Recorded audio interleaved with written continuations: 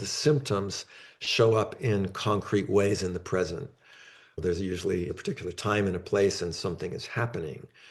And the causes of that, though, are often something, not just a previous action or a previous environment, but something that has been formed internally as a result of that.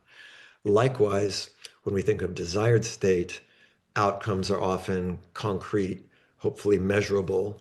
We have so-called SMART goals, or we have in NLP what we call well-formed outcomes. But the effects of those outcomes often then radiate upwards into the pyramid as well. And resources, these and align multiple levels to usually something that goes deeper than whatever the cause is. One example here is typically when we think about something like a conflict. And like to think about Albert Einstein's comment that you can't solve a problem with the same level of thinking that's creating it. You have to somehow typically go above. But usually in conflict resolution, we're going to build a bridge by connecting, finding resonance or some sort of shared intention on a higher level. Now, this brings up kind of what we've mentioned, this notion of, okay, we have the levels and we have timeline.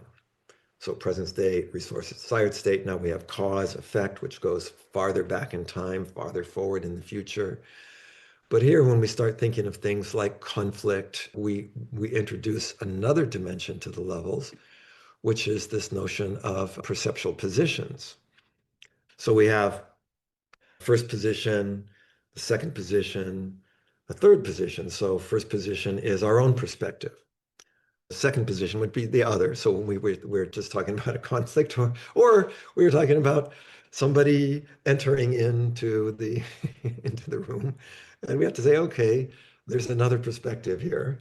And that means, of course, the idea of second position is I want to try to look at it from this other point of view. What's the intention there? There's sort of the behavioral aspect. Something is being done and done in the physical environment.